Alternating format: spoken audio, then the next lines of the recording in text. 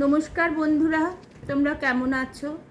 আমার চ্যানেলটাকে একটু সাবস্ক্রাইব করো, একটু লাইক শেয়ার কমেন্ট করো প্লিজ। ভিউজ আসছে কিন্তু লাইক শেয়ার কমেন্ট আসছে না।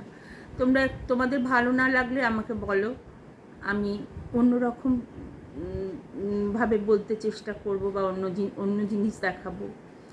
আচ্ছা, আমার কতগুলো বই বেরিয়েছে। আমি যা বলি, আমি লেখকের নাম উল্লেখ করি না। আমি যেহেতু গল্পগুলো আমার নিজের লেখা বা কবিতা আমার নিজের লেখা, আমি দেখাচ্ছি আমার কিছু বই বলেছিলাম দেখাবো। এটা হচ্ছে বেলা শেষে, অঙ্কুরোদ্যম সাহিত্য পত্রিকা থেকে বেরিয়েছে, প্রকাশনা থেকে বেরিয়েছে। বেলা শেষে এটাতে ছোট ছোট গল্প রয়েছে, ছোট গল্পের সংকলন। এটা অন্তরালে, এখান থেকেই আজকে একটা গল্প পড়ব বলে এটাকে ভাঁজ করে রেখেছি। অন্তরালে, এটা ঋতবাক প্রকাশনা থেকে বেরিয়েছে, সুস্মিতা বসু সিংহ। এটা আমার একটা উপন্যাস, ভোরের কুয়াশা, জনস্বার্থ বার্তা থেকে বেরিয়েছে।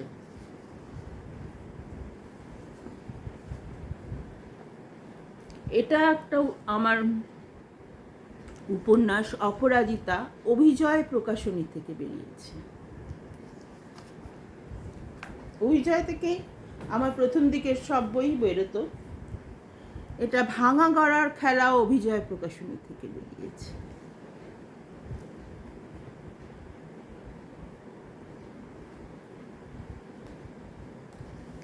শেষের খেয়া বেরিয়েছে স্বপ্নদর্শক প্রকাশনী থেকে। হ্যাঁ, স্বপ্নদর্শন পাবলিশার্স এই বইটি বের করেছেন। আচ্ছা, এর মধ্যে যদি কোনো বই আপনাদের পছন্দ হয়, বা এটা সবই ছোট গল্পের বই দেখালাম, নির্বাচিত কবিতাগুচ্ছ, এটা আমার কাছে এগুলো রয়েছে, তাহলে আপনারা আমাকে কমেন্টে জানাবেন।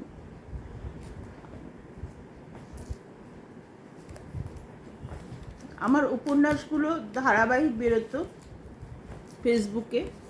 এটা বিজয়িনী, এটা অঙ্কুরোদ্যম, এটা উপন্যাস, এটা অঙ্কুরোদ্যম সাহিত্য প্রকাশনা থেকে বেরিয়েছে। আচ্ছা, এটা নতুন দিনের আলো, এটাও জনস্বার্থ বার্তা থেকে বেরিয়েছে। এটা একটু নতুন ধরনের উপন্যাস। এটা অর্থনীতির ওপর ভিত্তি করা। প্রেম প্রীতি ভালোবাসা তো থাকবে, তা নইলে উপন্যাস জমবে না, কিন্তু একটা মেসেজ রয়েছে, এটা বাংলার অর্থনীতিকে যাতে শক্তিশালী করা যায়, সেই মেসেজটা একটা ইকোনমিস্টের মুখ দিয়ে বলিয়ে করানো হয়েছে। মানে সেরকম ধরনের গল্পের পটভূমি। তো যদি কোনো বই আপনাদের মনে হয় যে পছন্দ হচ্ছে, তো জানাবেন, কমেন্টে জানাবেন। আচ্ছা, অন্তরালে থেকে আজকে আমি একটা গল্প পড়ছি। আর এমনি আপনারা ভালো থাকবেন। আপনাদের সঙ্গে অনেক গল্প করি আমি। আর আমার লেখায় আমার এতে যদি ভালো লাগে লাইক, ভালো না লাগলেও কমেন্ট করবেন, ভালো লাগলেও কমেন্ট করবেন। হ্যাঁ, সব রকম। তার ভালো না লাগলেও আমি বুঝতে পারবো যে আমাকে কিভাবে এগোতে হবে।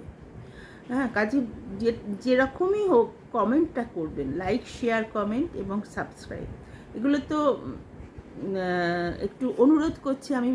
আমি গড়ে তুলতে চেষ্টা করছি একটা বন্ধুত্বের গ্রুপ। আমি খুব অসুস্থ, আমাকে দেখে বুঝতে পারছেন। দিন দিন আরও অসুস্থ হয়ে পড়ছি। মাঝখানে একটু ঠিক ছিলাম, আর আজকে যেন একটু বেশি খারাপ হয়ে লাগছে শরীরটা। যাই হোক, তবুও আমি চেষ্টা করি কাজের মধ্যে থাকতে, যাতে শরীর বাধা না হয়ে দাঁড়ায় কাজের। শরীর তো খারাপ হবেই, এত বড় একটা অসুখ যখন আছে তখন তো মাঝে মাঝে বিগ্রবই। তাও যেটুকু আমি করি মনের জোরে করছি। আসলে কয়েকদিন রান্নার লোক আসেনি, আর আমাকে যে সিস্টার দেখে, আমাকে ইঞ্জেকশন দিতে হয় প্রতিদিনই, তার জন্য একটা সিস্টার অবশ্য আনা হয়েছে। সেও একটু দেশে গেছে, আমাকে যেটা দেখভাল করে। তার বদলে যে এসছে, সে অবশ্য ছোট মেয়ে, সে মানে সংসারের কাজে অত সাহায্য করতে পারে না, ও করতো। ও অনেক দিন ধরে আছে তো আমার কাছে, ও করতো। আর রান্নার লোকও পড়ে গিয়ে সিঁড়ি থেকে এত লেগেছে যে কদিন আসতে পারছি না, ফলে আমাকে রান্নাটা করতে হচ্ছে। এই যে স্ট্রেনটা পড়েছে, এর ফলে আমার শরীরটা খারাপ হয়েছে। যাকে কী করা যাবে, এইভাবেই তো চলতে হবে। খুবই অল্প রান্না করি, দুজন লোক, কতটুকু, দুজনেই মানে অসুস্থ, কতটুকুই বা রান্না, কিন্তু তাও শরীরটা খারাপ হয়ে যায়। শরীরের ওপর তো মানুষের হাত থাকে না। অভিরাজ হঠাৎ বাবার ফোন পেয়ে চমকে গেল।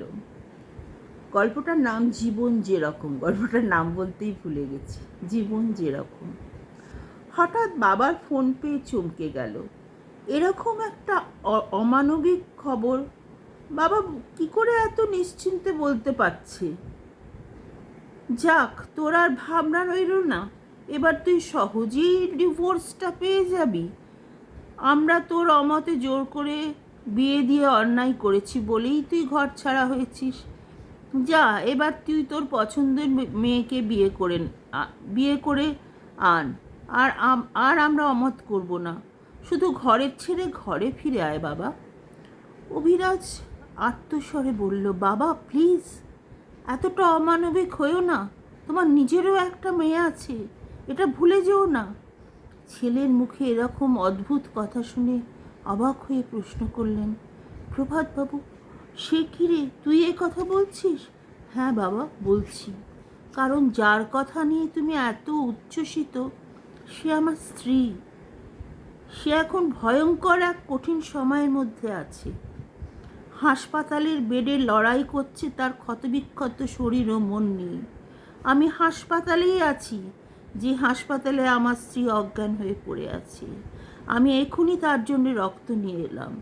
অনেক দিন ধরেই ভাবছিলাম অপরাজিতার মতন সুন্দর একটা মেয়ের জীবন এভাবে ধ্বংস করতে পারি না। ওর সুন্দর ব্যবহার, মিষ্টি স্নিগ্ধতা আমাকে মুগ্ধ করেছিল। জানো বাবা, আমরা অনেক সময় চাকচিক্য দেখে শান্ত সুন্দরের দিক থেকে মুখ ঘুরিয়ে থাকি। অপরাজিতা আমার সম্মান রেখে, তোমাদের সম্মানের কথা চিন্তা করে এবং নিজের বাবা মায়ের কথা ভেবে কোনো কঠিন সিদ্ধান্ত নেয়নি। আমাকে শুধু বলেছিল, আমায় 3 মাসের সময় দাও, আমি শান্তিনিকেতনে 2-3টে স্কুলে অ্যাপ্লাই করেছি, পেলেই চলে যাব। তারপর তুমি যেদিন বলবে ডিভোর্স পেপারে সই করে দেবো। সেদিন আমি ওর হাত দুটো চেপে ধরে বলেছিলাম, নিজের অজান্তেই কখন তোমাকে ভালোবেসে ফেলেছি অপু, তুমি চলে যেও না। আর আজ এই ঘটনা ঘটে গেল। এখনই তো আমার ওর পাশে থাকার কথা বাবা। না, আর ওকে আমি ছেড়ে দিতে পারবো না। অভি, আমার গর্ব হচ্ছে রে, তুই আমার ছেলে বলে। সত্যি তো, আজ তোর বোনও তো আছে, তার জীবনেও তো এরকম হতে পারত। আমরা কি করব? আমরা কি করব? আমি এক্ষুনি আসছি হাসপাতালে। পরের দিন সকালে অপরাজিতা চোখ মেলেই দেখল তার হাত ধরে বসে আছে তার স্বামী, মুখে উৎকণ্ঠা নিয়ে। অপরাজিতা হাত ছেড়ে নিয়ে দুহাতে মুখ ঢেকে কান্নায় ভেঙে পড়ে বলল, আমাকে ছুঁয়ো না, আমি নষ্ট হয়ে গেছি। কত জোর খাদক আমাকে স্পর্শ করেছিল, অস্পৃশ্য করে দিয়েছে। অভি আরও কাছে সরে এসে জোর করে ওর মুখ থেকে হাত সরিয়ে দিয়ে নিজের রুমাল দিয়ে ওর চোখ মুছিয়ে দিয়ে বলল, কে বলেছে তুমি নষ্ট হয়ে গেছো? তুমি একই রকম পবিত্র আছো অপু। আমি বলছি, তুমি পবিত্র নিষ্পাপ একটা মেয়ে, শুধু অত্যাচারের শিকার হয়েছ। এতে তোমার অপরাধ কোথায়? অপরাধ তো আমাদের সমাজে যারা একটা মেয়ের নিরাপত্তা দিতে অক্ষম। তবু বলবো ভগবানের অশেষ কৃপা যে তোমাকে আবার ফিরে পেলাম। না, তুমি বুঝতে পারছো না। সবাই তোমার দিকে আঙুল তুলে বলবে, কিরে, তুই তোর ধর্ষিতা বউকে নিয়ে এখনো ঘর করছিস? তখন তুমি কি করবে? আমার ভাবনাটা আমার ওপরেই ছেড়ে দাও। আমি তাদের কি বলবো দেখো, তা আমিই জানি। কেউ আসুক কিছু বলতে, তারপর দেখা যাবে। তুমি তো এমনিতেই আমাকে ভালোবাসতে না, তোমার জীবনে আর একজন আছে, তুমি তার সঙ্গে ঘর করো, আমাকে ছেড়ে দাও। আমার শান্তিনিকেতনে পাঠ্যভবনের কাজের অফার লেটার এসে গেছে, আমি চলে যাব ওখানে। হ্যাঁ বেশ, তো নিশ্চয়ই যাবে। আমরাও তো বিশ্বভারতী আমারও তো বিশ্বভারতীর ইকোনমিক্সের এইচওডির পোস্টের চিঠি হাতে এসে গেছে, একই সঙ্গে তো যাব আমরা। তুমি তুমি কবে অ্যাপ্লাই করেছিলে?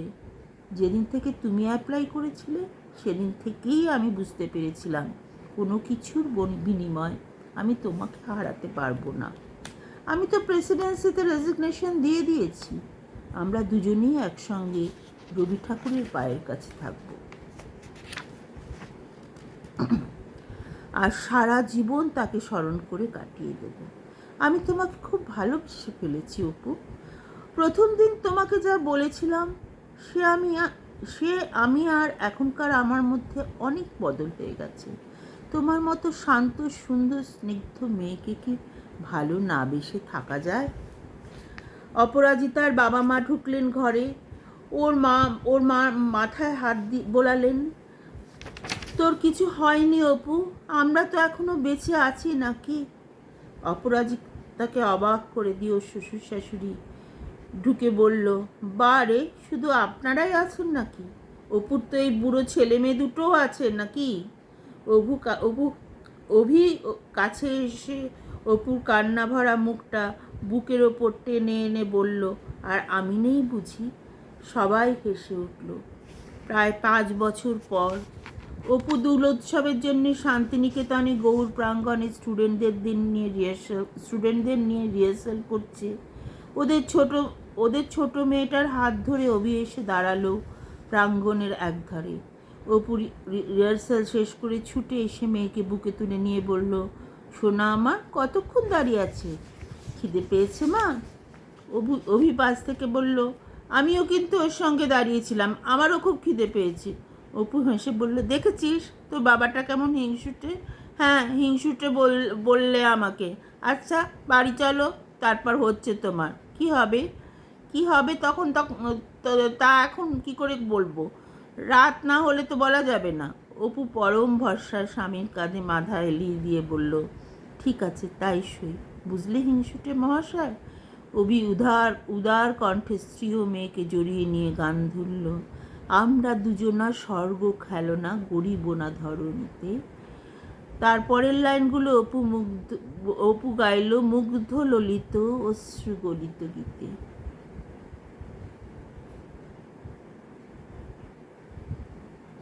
মুগ্ধ ললিত অশ্রু গলিত গীতে। কেমন লাগলো গল্পটা? ভালো লাগলো? আমাকে প্লিজ কমেন্ট করে জানাবেন। লাইক শেয়ার কমেন্ট না করলে আমি তো বুঝতে পারবো না। যদি বললাম যে যদি ভালো না লাগে তাহলেও কমেন্ট করবেন। আর যে বইগুলো দেখালাম এই বইগুলো যদি মনে হয় তাহলে আমার এই কমেন্ট বক্সেই জানাবেন কোনটা কারোর যদি পছন্দ হয়ে থাকে আদৌ। উপন্যাসের বই, ছোট গল্পের বই, কবিতার বই যেগুলো দেখালাম। আর আমি কোনো করছি না, মানে জাস্ট আমার লিখেছি সেগুলো দেখালাম, যেই বইগুলো আমার বেরিয়েছে। আজকে আমার গাছে কোনো ফুল ফুটছে না। শরৎকালটা তো বর্ষা চলে গেছে, কেন যে ফুল ফুটছে না জানি না। আমার মনটা ওই জন্য খারাপ হয়ে যাচ্ছে। ফুল না ফুটলে আমার ভালো লাগে না, ফুল ফুটলে আমি সেদিন খুব খুশিতে থাকি। যতই শরীর খারাপ হোক, ফুল ফুটলে আমার মনটা খুশিতে ভরে ওঠে। আজও ফুল ফোটেনি। যাই হোক, এখন একটু রান্না টান্না করে ঘাড়ে টাড়ে প্রচণ্ড ব্যথাও হয়েছে। একটু মানে পরিশ্রম আজকাল আর নিতে পারি না। কী এমন করলাম, দুজন লোকের কী বা রান্না। আমার হাজব্যান্ডও একটা হয়তো উচ্ছে তরকারি করেছি, একটা পাঁচমিশালি চচ্চড়ি, একটু মাছের ঝোল, এতেই মানে আমি হাঁপিয়ে গেছি। রাত্রিরের জন্য ডাল ভিজিয়ে রেখেছি বড়া করে তরকারি করব বলে। রাত্রিরের কথা রাত্রিরে ভাববো, এখন আর ভাবতে পারছি না, এখন আর রান্নাঘরে যেতেও পারছি না। আপনারাও জানাবেন আপনারা কীরকমভাবে, আমি গল্পও করবো, শুধু যে গল্প পাঠ করে শোনাবো তা না, আপনাদের সঙ্গে গল্পও করব। আচ্ছা, আজকের মতো তাহলে আসছি, নমস্কার।